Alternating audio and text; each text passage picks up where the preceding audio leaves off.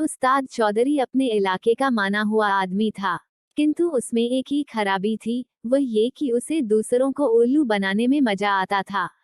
जिस दिन दो चार को उल्लू न बनाता, उस दिन उसे चैन न पड़ता। एक दिन उस्ताद ने सोचा, क्यों न शहर वालों को उल्लू बनाया जाए। सोचकर उसने शहर जाने का इरादा किया और देखा, जेब में पैसा नहीं है। वह चौधरानी से बोला, घर में कोई चीज है? चौधरानी ने बताया, सेर भर घी होगा, इसी को बेचकर अपना काम चलाओ।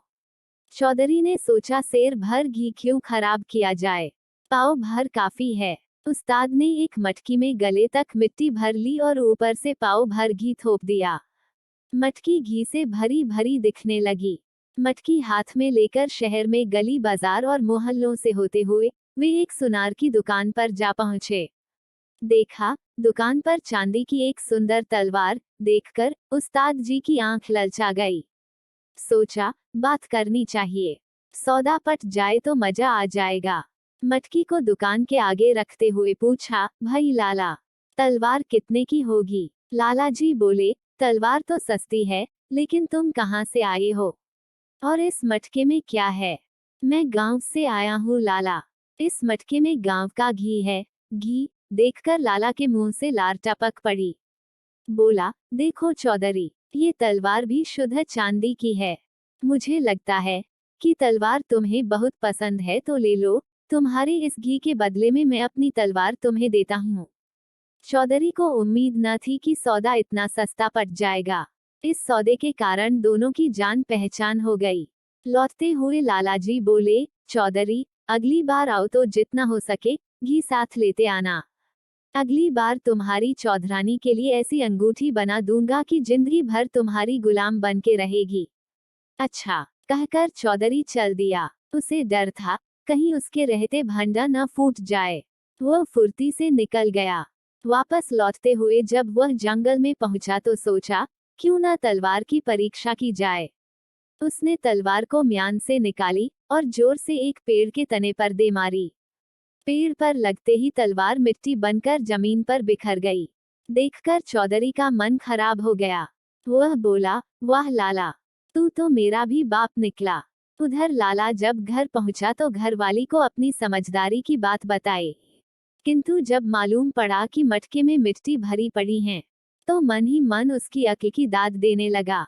कई दिन बीत गए। एक दिन चौधरी ने सोचा कि लाला के पास चलना चाहिए। उसने अपनी लाठी चादर उठा ली और शहर जा पहुंचा। लालाजी अपनी दुकान पर जमे बैठे थे। चौधरी को देखते ही उठकर स्वागत किया। पूछा, कहो उस्ताद जी, तलवार कैसी रही? चौधरी ने उत्तर दिया, उस्ताद, चीज तो लाजवाब थी, बहुत उम्दा चीज रखते हो, लेकिन घी में भी खूब स्वाद आया होगा। लालाजी को हंसी आते आते रुक गई। बोले, गांव के शुद्ध घी में स्वाद न आए तो लोग क्यों गांव से घी मंगवाएं? लालाजी ने चौधरी को प्रेम से अपने पास बिठा लिया। उठकर चिलम भर ली और बोले, उस्ताद जी, अब तो 2-4 दिन यहीं रहो। चौधरी ने बात मान ली। शाम को खूब चकाचक भोजन बना। खाने के लिए दोनों अलग अलग आसनों पर बैठे। 2 थाल सामने आए। लालाजी ने सोने के थाल में खाना लगाकर चौधरी के आगे रखा और स्वयं चांदी का थाल ले लिया। सोने का थाल देखते ही चौधरी खाना पीना भूल गया। सोचने लगा, किस तरह थाल को उड़ाया जाए। खाना खत्म हुआ तो आंगन में दोनों की खाटें बराबर लगा दी गई। अपनी अपनी खाटों पर बैठकर दोनों चिलम पीने लगे। थोड़ी देर बाद लालाजी को नींद आ गई। जब वे खर्राटे भरने लगे तो चौधरी थाल निकालकर उसे एक कीचड़ वाले तालाब में दबा आया। अब वह बेफिक्री से सो गया। सुबह लालाजी की आंख खुली। देखा, थाल गायब है। जालिम ने कमाल कर दिया, रातों रात काम बना लिया।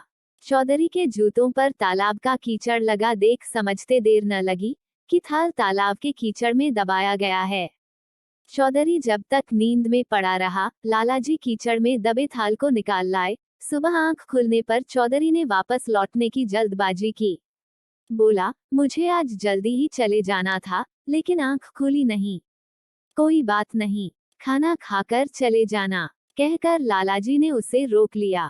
दिन में जब दोपहर के खाने पर चौधरी ने सोने का थाल अपने आगे पाया तो उसकी आंखें खुल गई। लाला तो बहुत धनवान मालूम पड़ता है। बोला, लाला जी, आपके पास तो ऐसे कई थाल होंगे। नहीं, एक ही थाल है, वह भी बहुत पुराना हो चुका है।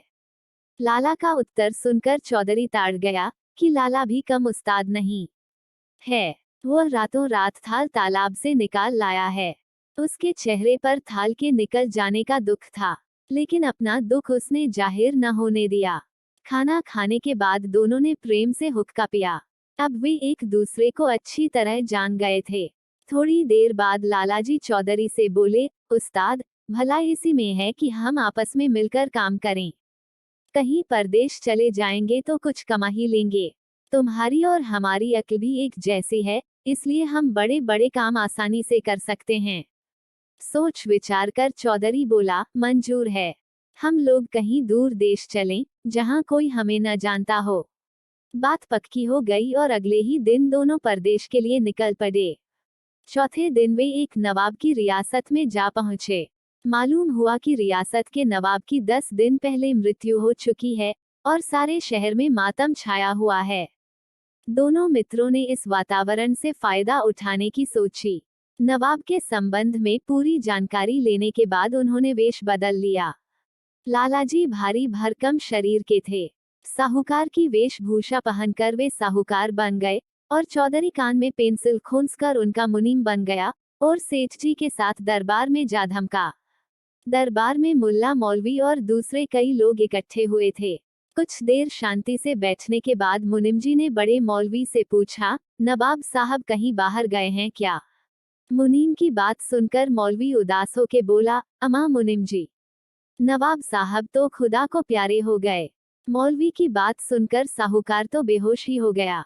उसकी ये दशा देख दरबार में खलबली मच गई। तभी नवाब का बड़ा लड़का वहां आ पहुंचा।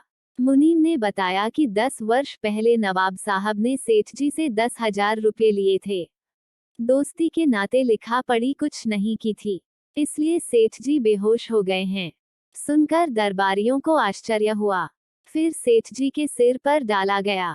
होश में आकर सेठ ने एक बार आंख खोली और जोर से चिल्लाए, नवाब साहब, मेरे 10,000 रुपये, यहाँ नहीं तो जन्नत में आकर तुमसे ले लूंगा। कहकर वे फिर बेहोश हो गए। देखकर मौलवियों ने सोचा, ये बनिए की जात कहीं पैसे के पीछे जान दे दी तो आफत खड़ी हो जाएगी। नवाब साहब का लड़का भी घबराया। बोला, मैं अभी सारी रकम चुकता कर दूंगा। फिर पूछा, सेठ जी, आपके पास कोई सबूत है कि मेरे वालिद ने आपसे 10,000 रुपये लिए थे? लड़के की बात सुनकर सेठ बोला, सबूत तो कोई नहीं, किंतु यदि मैं सच्चा हूँ तो नवाब साहब खुद बोलेंगे कि रुपये लिए हैं या नहीं। सबने सेठ की बात मान ली। तय हुआ कि आज रात को ही कब्र पर चला जाए। वहां से चले जाने पर सेठ और मुनीम दोनों ने मशवरा किया। सेठ बोला, चौधरी, अंधेरा होने के पहले ही तुम कब्र में घुस बैठो, डरना मत। नवाब का लड़का जब नवाब से पूछे तब ठीक ठीक जवाब देना। चौधरी बोला, मियाँ घबराते क्यों हो, बेफिक्र रहो, लेकिन बरखुरदार, कहीं रूपा लेकर चंपत न हो जाना। ऐसा न हो कि मैं कब्र में ही पड़ा रहूं और तुम गुलछर्रे उड़ाते रहो।